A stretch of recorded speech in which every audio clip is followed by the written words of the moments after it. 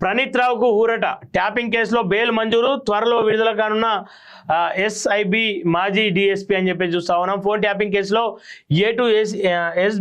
SIB మాజీ DSP Duggyala Praneeth రావుకు కోర్టులో ఊరట లభించింది. పలు దాపాలుగా విచారణ చేపట్టిన నాంపల్లి స్టేషన్ కోర్టు ప్రణీత్ రావుకు బెయిల్ మంజూరు చేసింది. ప్రణీత్ రావు చంచల్గూడ జైల్లో రిమాండ్ ఖైదీగా ఉన్నాడు.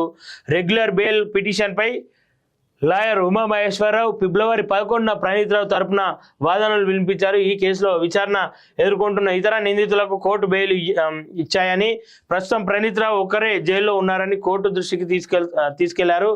మాజీ అడిషనల్ ఎస్పీ భుజంగరావు, మాజీ డిఎస్పీ ప్రభాకర్ రావులకు తెలంగాణ హైకోర్టు జనవరి 31న మధ్యంతర బెయిల్ మంజూరు చేసిందని, మరో నిందితుడిగా ఉన్న అడిషనల్ ఎస్పీ తిరుపతన్నకు సుప్రీంకోర్టు బెయిల్ మంజూరు చేసిందని వాదనలు వినిపించారు. ప్రణీత్ రావు బెయిల్ పిటిషన్పై ఇరువైపుల వాదనలు విన్న జడ్జి రెగ్యులర్ బెయిల్ మంజూరు చేశారు. బెయిల్ మంజూరు కావడంతో ప్రణీత్ రావు త్వరలో విడుదల కానున్నారని ఆయన తరపున లాయర్ ఉమామహేశ్వర్ తెలిపారు. ఈ ఫోన్ ట్యాపింగ్ విషయంలో ఎంత సీరియస్ తీసుకుందో ప్రభుత్వం తెలియదు, కానీ నిజాలు ఇంకా తేలటం లేదు. ఫోన్ ట్యాపింగ్ వాస్తవమేనా అని తెలంగాణ ప్రజలు నమ్మిర్రు. దాన్ని బయటపెట్టి తొందరగా లెక్కలు బయటపెట్టి నిందితులను బలంగా శిక్షిస్తారని చెప్పేసి అనుకుర్రు. అక్రమ అరెస్టులు అని చెప్పేసి వాళ్ళు చెప్పుకుంటూ ఉన్నారు. సక్రమ అరెస్టులు అని మీరు నిరూపిస్తారని చెప్పేసి తెలంగాణ ప్రజలు కోరుతూ ఉన్నారు.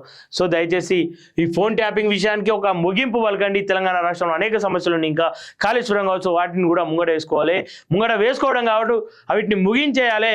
దాంట్లో నిందితులు ఎవరైతే ఉన్నారో వాళ్ళను అరెస్ట్ చేయాలని చెప్పేసి, వాళ్ళకు సరైన శిక్ష వేయాలని చెప్పేసి కోరుతా ఉన్నాను.